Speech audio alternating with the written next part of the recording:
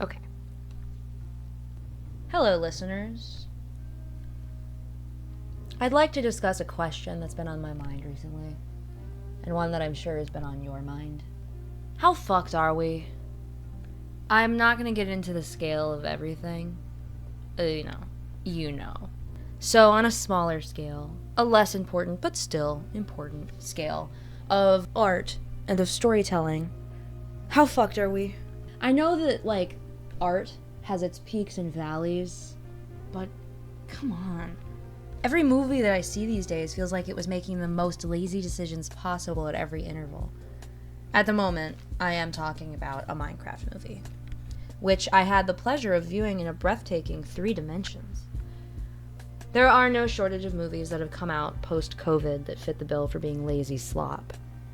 The Mario movie, the Disney CGI remakes, Wish. None of these movies are worth watching. They're barely movies. Of course, the film that's been on the tip of everyone's lips is a Minecraft movie, and I know that the YouTube movie review space has been kind of flooded with videos about a Minecraft movie. They're all kind of saying the same thing, so I'm going to keep my thoughts on the movie pretty brief and focus mostly instead on the implications that this movie and movies like a Minecraft movie have on film and the future of film and storytelling in the US. Part 1. Minecraft. I didn't like it. I thought it was funny. I laughed a lot, at least in the first half, but the movie was terrible in almost every other aspect. Funny is not good enough. And for a movie with a budget more than a lot of people make in a literal lifetime, I think that viewers should hold it to a higher standard than just funny. Because the only thing I could think when I watched this movie, and the only thing I can think when I watch a lot of movies these days, is this could have been so cool. It's just so disappointing. I love Minecraft. I played it when I was 9 on my mom's work computer when it first came out, and I still play it today on my mom's work computer. I wanted to like a Minecraft movie. I like Minecraft. I like movies, even stupid ones. But God, do I not understand so many of the creative choices that were made in this film. From frame 1, I was pissed off. It was clear to me that the film was not taking itself seriously, and it wasn't taking the audience seriously. Obviously, there are ways that this can be done well. I have no idea what the common consensus is on this movie, but the film Joe Dirt comes to my mind. It's not a serious comedy. It's very stupid and, has its problems. But it is a unified story with an engaging character and an arc that you want to root for. My biggest problem with a Minecraft movie is not its silliness. There are too many characters and no plot. This is a problem that I've been noticing in a lot of recent releases. Shitty movies that are bloated with uninteresting characters serving no discernible purpose. What the fuck does Dawn do? What does Steve accomplish as a character? Or Garrett? This is a huge problem with 2 of the recent Disney animated movies. Moana 2 and Wish were both weighed down with annoying, boring fodder who had nothing to do. I don't remember most of their cast's names now, and I've seen both movies. I don't need to tell you why that sucks. And now that I'm thinking about it, The Last Wish had a ton of characters too. They just handled the script writing better. But I feel like it could have focused more on the main protagonists. What is with this trend? Who wants this? Is it because of the popularity of Encanto? Or so they can sell more toys after the fact? At least for me, when I am writing, I find that character interactions are one of the easiest parts of writing. It tends to kind of do itself once the character work has been done. And obviously everyone in their process is going to be different, but a lot of the stuff that takes time and energy and talent is the plot, the craft, the character arcs, making it feel meaningful and say something. And that is just not apparent in these films. They are taking the absolute easiest path. And I don't think that this is writers are just getting worse. These are all obvious rush jobs. But this segment is about a Minecraft movie. It is not exempt from these sins, but I'll get more specific. This is about Jack Black and Jason Momoa and the steamy gay sex that they had in 3 dimensions right in front of me.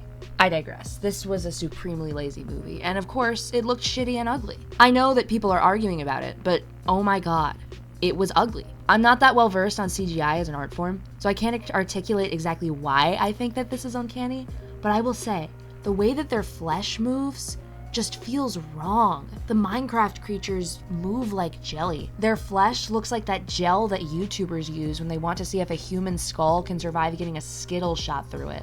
And the real human actors are not spared from this when the CGI is inflicted on them. When they're flying around and shit, it doesn't look good. It's especially noticeable when they come through the portal. And not just the animation is ugly. The costumes were awful. None of the characters look like they're in the same movie, and the sets of the real world were boring and uninspired. Again, I'm not super knowledgeable about film editing, but I feel like the color grading is weird. Steve's shirt is an eye-searing blue. It looks like a Nickelodeon straight-to-TV movie. And the writing was terrible.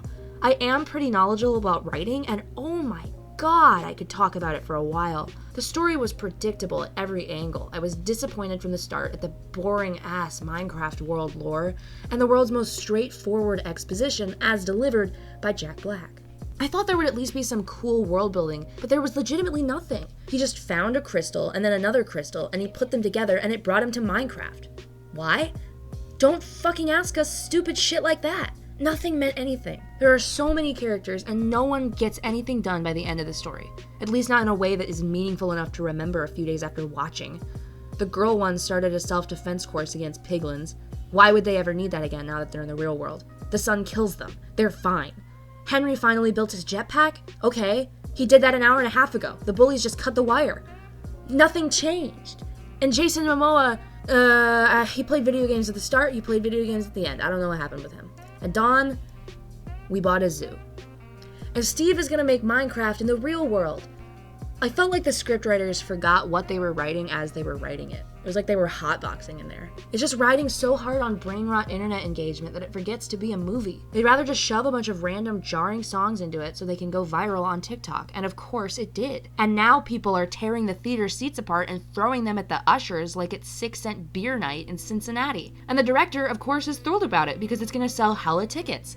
Until theaters stop showing it because they don't want to deal with their movie theaters being destroyed. When you don't use social media though, when you are going to see a movie because you think, wow, maybe this will be a good movie, it just does not land. I followed my friend to the bathroom about 2/3 of the way through because I needed a break. And while I was washing my hands, a girl and I talked for a couple seconds. I mentioned that I was seeing a Minecraft movie and she asked if people screamed at the chicken jockey scene. And I stared at her like she was a moon man. I had no idea what she was talking about. And when I went back to the theater, it was the chicken jockey scene, and the theater was silent. And I spent the next 40 minutes or so in total confusion of why Jason Momoa fighting an ugly CGI creature would make the theater erupt into cheers.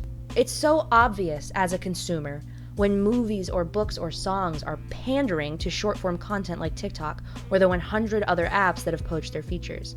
And that is something that has been infecting films for the past few years. Part 2. TikTokpocalypse. When I call something a bad movie or a good movie, what am I talking about?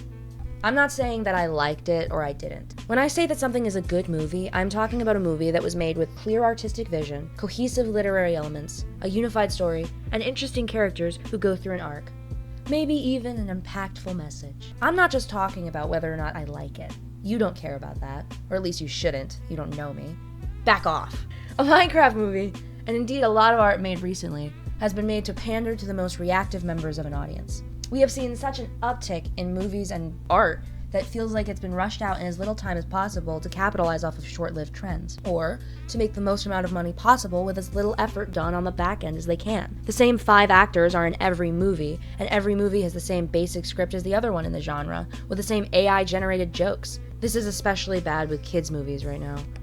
And Marvel. It's so apparent when big movie companies throw all of their budget towards big-name celebrities that aren't voice actors and only have one voice. Chris Pratt, Kevin Hart, and Tom Holland. So that kids' parents who recognize the voice actor will go to see it. And where the hell does the rest of the money go? It must be towards the textures and the lighting because it sure as hell isn't going towards the writer's room.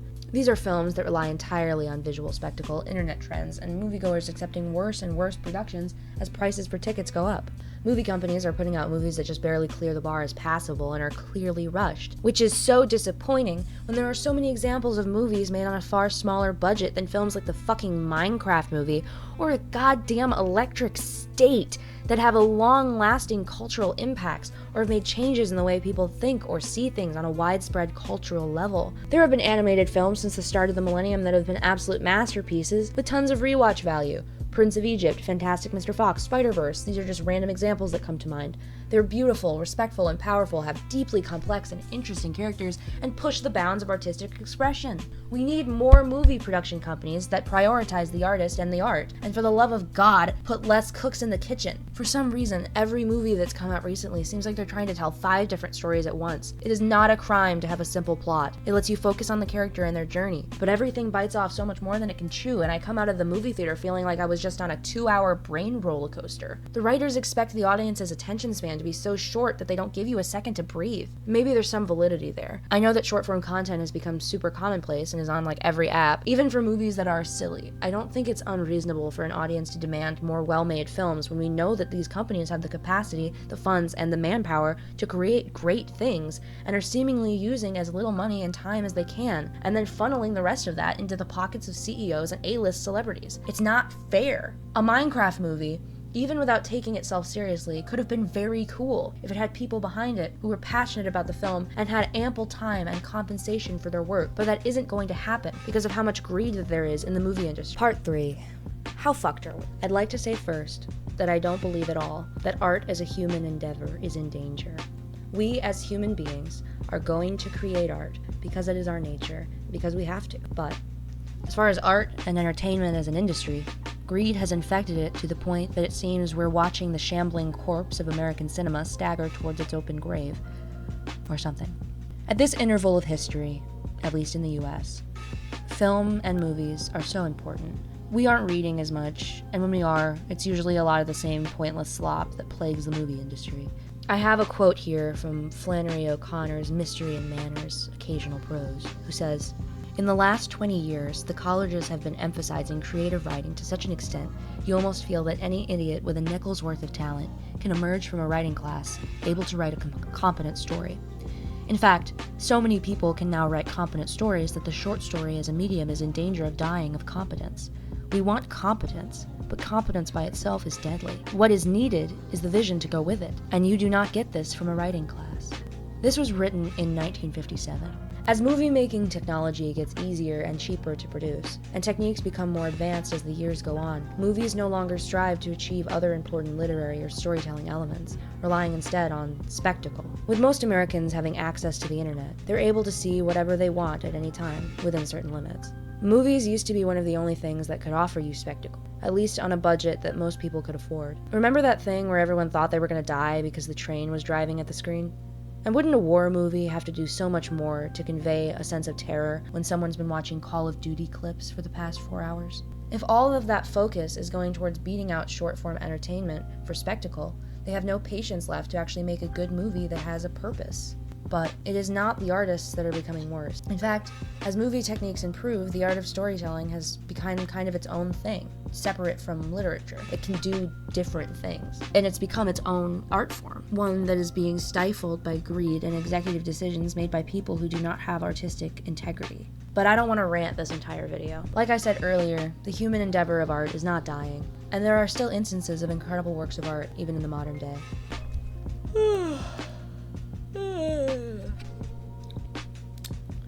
Part 4. Good movies. Time to talk about good movies. You made it.